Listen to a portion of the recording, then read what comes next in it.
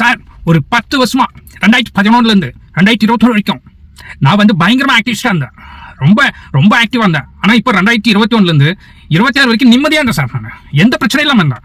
ஆனா கட்சியில வந்துட்டு 2000 3000 10,000 சொல்லிட்டு காசுலாம் வாங்கிட்டு போய் அந்த விஜய்க்கு போய் ஓட்டு போட்டுருக்கீங்க. நீங்க நடிகர் ஆக்டர் விஜய்க்கு போய் ஓட்டு போட்டுருக்கீங்க. எப்படி சார் உங்களால முடிஞ்சிச்சு? காசு வாங்கிட்டு எப்படி நீங்க ஓட்டு மாத்தி போட்டீங்க?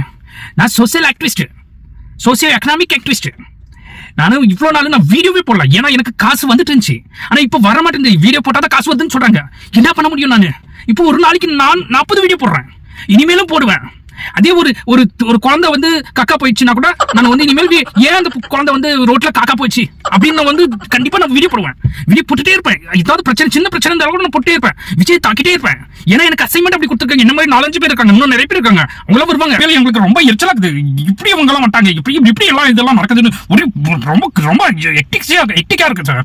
என்னால முடியல, சத்தியமா முடியல. நான் வீடியோ போட்டே இருப்பேன், உங்களுக்கு தாக்கிட்டே இருப்பேன். நான் உங்களை சும்மா விட மாட்டேன். நான் சும்மா இருக்கோங்க சார். லாஸ்ட் ஆட்சியில வந்துட்டு அந்த கிரஷருங்கெல்லாம் வந்து இல்லாம வாயிலே அந்த கல்லெல்லாம் இருக்குல்ல சார், வாயில கடிச்சு கிரஷ் பண்ணியிருந்தாங்க. இப்போ என்னன்னா கிரஷர்லாம் வந்துச்சு, மண் எடுக்கிறாங்க, கல் எடுக்கிறாங்க. முன்னாடி எல்லாம் எடுக்கவே இல்லை, நான் பார்க்கல.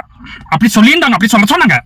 ஆனா இப்ப வந்து பார்த்தோம்னா எல்லாமே நடக்குது. எனக்கு ரொம்ப இப்பதான் எனக்கு கணக்கே தெரியுது. 10 வருஷமா எனக்கு கணக்கே தெரியல. ஆனா இப்பதான் வந்து டு பி ஓபன், இப்பதான் எனக்கு நான் சோசியல் ஆக்டிவிஸ்டா வெளியே வரணும்னு தோணுது. ஏன்னா எனக்கு அப்படியே அசைன்மெண்ட் கொடுத்துருக்காங்க, நான் இப்படி பண்ணணும்னு சொல்லியிருக்காங்க. நான் இனிமேல் வந்து பாத்துக்கோங்க, என்ன வந்து பொத்திஸ்க்கு வந்து 1 lakh rupees வாங்குற மாதிரி தான் சொல்லியிருக்காங்க. நான் 1 lakh வாங்குற அளவுக்கு நான் ரொம்ப கேவலமானவனா?